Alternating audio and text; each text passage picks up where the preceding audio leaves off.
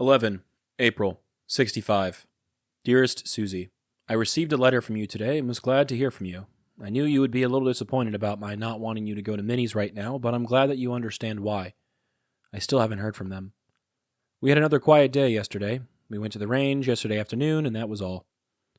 Last night, however, was another story. We had quite a few people in town, and somebody started a fight with the Vietnamese Marine. He went out and got some of his friends, and they all came back and shot up a few of the bars. We had one man stabbed and one other beat up. It was just plain luck that no one was shot and killed. It is a shame that we have to go out and get shot at by the VC, then when we get a chance to go to town, we have to worry about being shot by the very people we are over here to support. I missed all that excitement, I'm glad to say. Now, town is off limits and no telling how long it will be. Today I set up a folding cot and laid out in the sun for a couple of hours. A few days of that in this hot sun and I should have a good tan. I'm enclosing a newspaper from here. It gives the names of 3 of the men we lost. They still haven't found any proof that the 4th one, Lieutenant Tucker, is dead, so they can't say that he is, but we all know that he's dead. The tragedy is that his family has probably been told that he is missing, so they will still be hoping when there is no hope. How about asking the old man if he knows any Bowmans from McRae? I just thought that he may know the one man's family. Charlie is getting along fine. The rabies scare is over, so he's running loose again. So far, he has not been in any hooches this time. Maybe he has learned his lesson.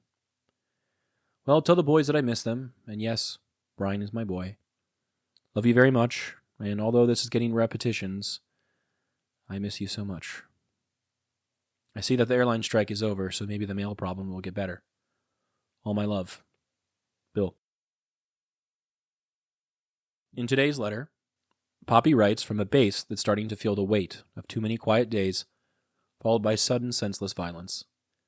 It's not a letter filled with battlefield drama or big revelations, but instead it's something quieter, and in many ways, more unsettling. He opens, as he so often does, with home, a follow-up to a previous conversation with Meemaw about why he didn't want her to travel to visit family. He thanks her for understanding, though he still hasn't heard from them himself. But quickly, the letter turns from the personal to the chaotic. Last night, he writes, was another story. A fight broke out between some American troops and a Vietnamese Marine in town. What started as a barroom scuffle escalated quickly. The Marine left, returned with friends, and they came back with weapons. Several bars were shot up, one American was stabbed, another beaten. Poppy wasn't there. He says he's glad he missed it, but he's shaken by the fact that the very people the Americans are in Vietnam to support had turned their weapons on them in a moment of anger. He has a haunting line. It is a shame that we have to go out and get shot at by the VC. Then when we get a chance to go to town, we have to worry about being shot by the very people we are over here to support. It's a line that reveals a lot about the emotional toll the war has been taking, not just in terms of fear or violence, but in trust. What happens when resentment festers on both sides of a supposed partnership? This wasn't an isolated event. There were growing tensions between U.S. troops and South Vietnamese civilians and soldiers throughout the war, cultural misunderstandings, abuses of power, and the strain of occupation. For American soldiers like Poppy, who already had to navigate the dangers of combat, those tensions could explode unexpectedly, even on an off night. The rest of the letter is quiet. He talks about sunbathing on a cot, trying to work on his tan in the relentless heat. He mentions Charlie, who's finally off rabies watch and for now staying out of trouble. And he sends home a copy of a paper listing the names of 3 men who were recently killed. One man's body, Lieutenant Tucker, still hasn't been found, and because of that, he isn't officially considered dead. The tragedy, Poppy writes, is that his family has probably been told that he is missing, so they will still be hoping when there is no hope. That line hits hard. It's one of the most emotionally honest things he's written so far. He doesn't try to soften it, doesn't pretend that hope is always a good thing. In this case, it feels like cruelty, a delay of grief, a false sense of possibility that he knows doesn't exist. This letter isn't even about combat. It's about the breakdown of trust in allies, in systems, and maybe even in the ability of the war to ever make sense. It's about the moments of violence that aren't part of a battle but still leave scars. And for just a second, Poppy lets us see how exhausting it all is. The photo I chose for today is the sign welcoming people into Vinh Long. It is in Vietnamese, English, and French.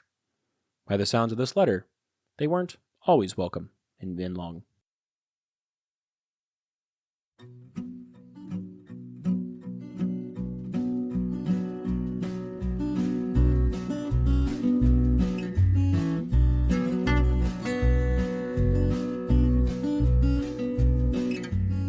I'm Alex Lowy, and I hope you have enjoyed listening to this episode of Dearest Suzie and receiving messages from the past that my Popi wrote exactly 60 years ago.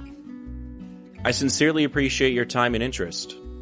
Please consider following the podcast on your preferred platform, and if you're enjoying it, I kindly ask that you take the time to rate the show and leave a review.